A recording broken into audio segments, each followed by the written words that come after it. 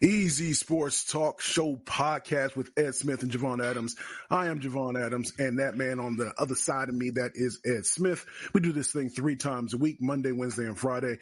Tell a friend about what we have going on, and we'll let you know some of the other things that we do as well.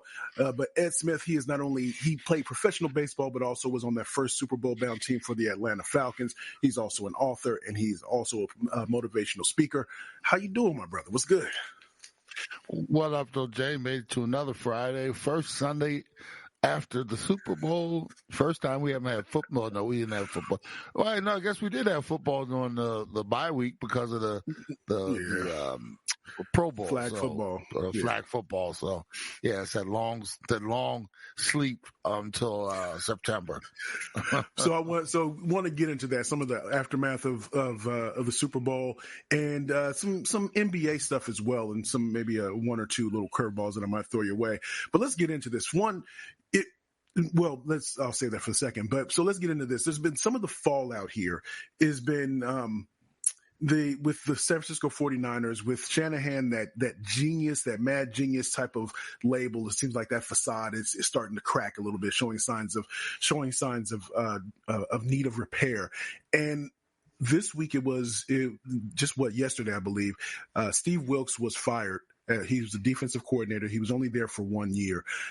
What do you think about, do you think it was warranted? Because in my opinion, I don't think that defense was bad at all. I think the performance of the defense is one of the reasons that they were there in the Super Bowl to begin with. And then you take the fact that what the Super Bowl was, it had to go into overtime. So the defense was not, I don't think it was the reason why they lost that game per se, but maybe I'm looking at it differently. What are your thoughts about the kind of the aftermath and the fallout? Well, I'm right there with you. 12-5 regular season. And we saw at times that defense was, there were times they looked dominant, but they looked good all through the season for the most part. Had some, hills, peaks and valleys, as most teams do. But as far as the Super Bowl, let's talk specifically. I mean, you held Patrick Mahomes to 3 points in the first half, and then you gave up one touchdown, which was after a muffed punt, and then they had 4 field goals. If you think about it, to get to overtime, you held them to 1 touchdown, 4 field goals, 19 points, and then we all saw what happened in overtime. But I don't know. It just seems like they're looking for a scapegoat of some type, and this might be just one of those situations where they didn't mesh personality wise or something. That's what it maybe seems like, because it didn't curl quite right.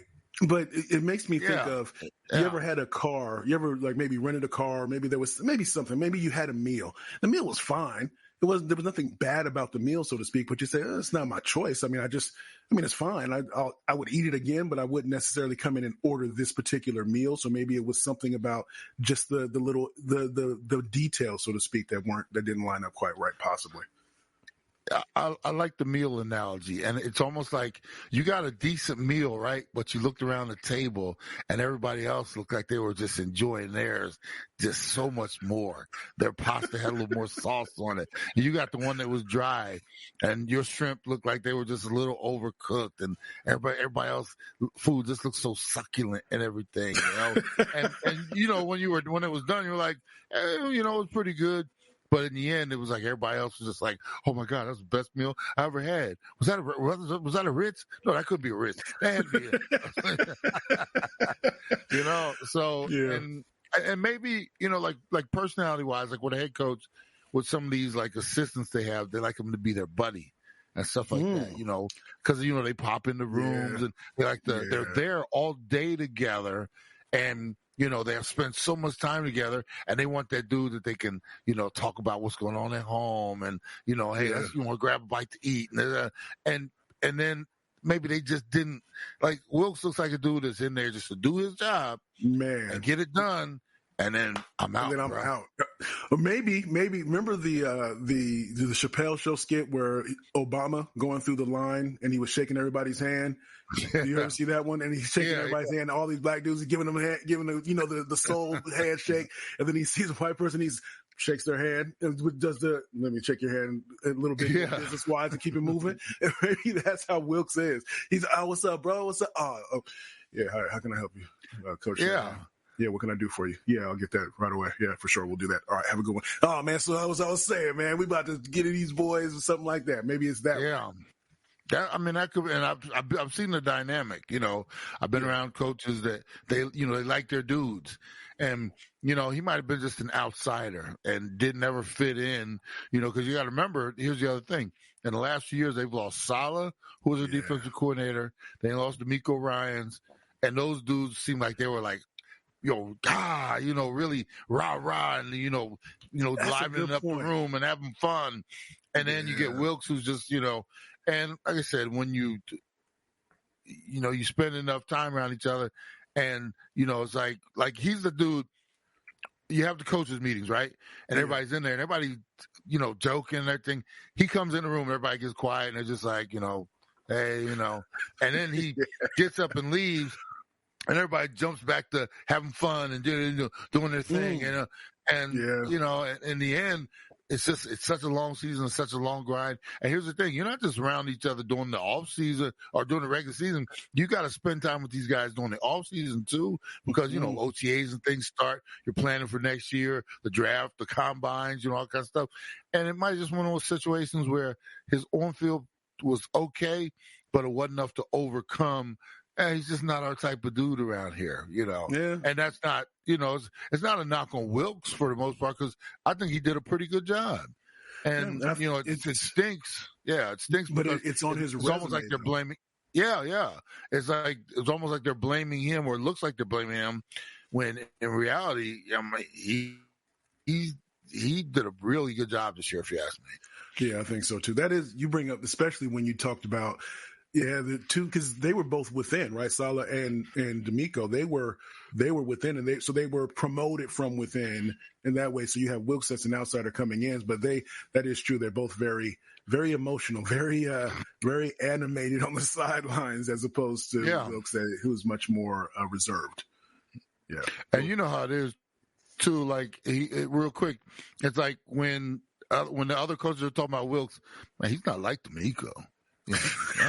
That's true. I miss Robert, man. I think that's maybe I'm the Wilks of when I walk into certain rooms, because people I'm so quiet and reserved, and then at certain times they hear me speak, and then they say, "Man, you speak? I know you got personality." Yeah, I like to keep it buttoned up. I can't give it to you on that way. But Easy Sports Talk Show, Ed Smith and Javon Adams. So, before we go into the NBA topic, I want to, speaking of the kind of the aftermath of the Super Bowl, you kind of experienced that for when you went to the Super Bowl and all this stuff. What was it like afterwards, the week or two after the Super Bowl for you? I know that, were you already thinking about what the next team that you were going to try to look at? What was it like for you? Well, I think I told the story. I was coming down with the flu and actually played the Super Bowl with the flu. We flew back to Atlanta, and I actually missed our parade. Speaking of parades, thoughts and prayers to everybody up in Kansas City. One person lost their lives, a lot of people in pain up there. Senseless shooting, tragic, but, telling my story, I actually missed the parade because I was so sick when we got back from Miami. They were like, "Look, we had a separate bus. We're putting you on it. Go back to the facility. My truck was parked back there." Went back, got my truck, went back to my apartment, bro. I'm sitting there watching the parade, and everybody's had the flu before, and I'm talking like not just. I was like, I mean, I was out. And I remember making it up, all my luggage and everything, get up to my apartment, and I'm laying in the bed watching my team at the parade. And it was miserable. It was raining, overcast, and all that kind of stuff. But I was like, wow, that would have been my one chance to, be on one of the floats and stuff like that. But what happened was, after that, it was immediately like the following day we had our exit interviews. And because Coach Reeves had triple bypass or quadruple bypass, what it was, they were like, "We don't think it's cool for you to be around him." So I had to do my exit interview with my position coach, because they actually had to call me. They were like, "Hey, can you get in here?" And I was like, I didn't think I could even make it to the facility. Like, you got to come in so you can do it. So I got out of bed, went in. Trainers gave me all kinds of stuff. I had my position coach exit interview, and then, great season. We'll see you next year. I'd actually signed an extension, went back home, and I thought I was comfortable. It was one of those things where, but then, you sit around, like the week following was miserable in terms of not just being sick, but thinking about replaying what we had just almost accomplished, but came up short. And then, you got to watch Broncos with their celebration, parade and all that kind of stuff. It was a miserable, dark period for about a week or so. And then, you get back to just living life, and then everybody who wanted tickets and all that kind of stuff. It's funny how the phone didn't ring when I got back from Miami. I was like, wow, not so many messages when I got back from after losing a Super Bowl instead of when I was going to a Super Bowl. But, it was real quiet, man. The off season started. Eventually I ended up opting out of my contract because they had drafted a tight end later when the draft came, and that's a whole different story. But yeah, it was just one of those things, man. It was over, and it was back to regular life, and it was real sad for a little bit of time, though. Okay. I did take a cruise, though. I went on a cruise after I was well enough. Yeah, I went on a cruise for a week, got out, and just, I healed. Easy Sports Talk Show, Ed Smith and Javon Adams. So in the NBA, touch on this briefly. It was leaked or whatever. It was leaked that the Golden State Warriors attempted to try to to convince LeBron to accept a trade from the Lakers to the Golden State Warriors. And apparently LeBron, everybody, no trade took place. So of course it didn't happen. But the question I have to you is, should LeBron have decided to accept the trade? I'll go first. I say no, because man, how dare, for one, right now, I believe the Lakers have a better record than Golden State, but that's whatever, be that as it may.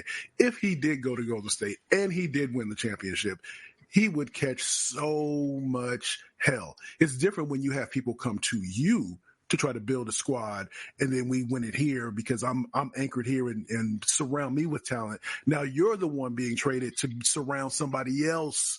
You're the talent that's surrounding somebody else. I think that's different. So I don't think it would have been a good idea for him to accept that trade, just from the optics. And I don't really know how well, the Golden State Warriors are positioned moving forward for the next year, for this year and next year, to be able to make a deep run because of some of their aging assets. No, I couldn't agree with you more. I mean, we saw how much grief Kevin Durant takes just because, he went up there and joined them. It was almost like, well, he had to go up there to join a team to make a run for a title. I don't think LeBron won. That's not his style. He wants everybody to come to him for one. Mm-hmm. And it would almost be insulting for him because he wouldn't be first fiddle up there. He wouldn't be the big, the biggest story. And I'm glad he stayed where he was, because I wouldn't have wanted to see that anyway. Yeah. And personally, I don't know unless something drastically changes, I don't know if we're going to see LeBron win another title. I don't think so either. Now, I'm a Laker fan, and I don't see it. I don't see it. Unless they do something, this year is a wash for me. They have little spurts, and I know this is your team. They have spurts when they can play well, but can you go into a 7-game series and say that LeBron, because we all know AD can fade on you and stuff like that, so they have enough of talent around them to go into somebody else's, but they might win a series. We're talking about going into Denver or some of these other Western, these young legs for a 7-game series. I would even say like Oklahoma City and Minnesota. You're not going into a series with some of those teams. We've seen LeBron. He can give you a spurt now. Bro, it's like that. You playing the game on PlayStation, that turbo button, you get it, you push it, and it's like, but it goes so fast and only lasts so long. And he doesn't have multiple turbo buttons in a series these days. You can get one game, maybe 2, but they're not winning 7-game series. We know how long the playoffs are in the NBA. They're going to have trouble just getting through the last half of this or 3/4, 33% of this season anyway to get to the playoffs. They're currently in a play-in situation. They could possibly not even make the playoffs. So I don't see it, and I'm glad he stayed where he was because I wouldn't have wanted to see the spectacle that would have been. And like I said, I don't think that's his style. Indeed. So he is Ed Smith.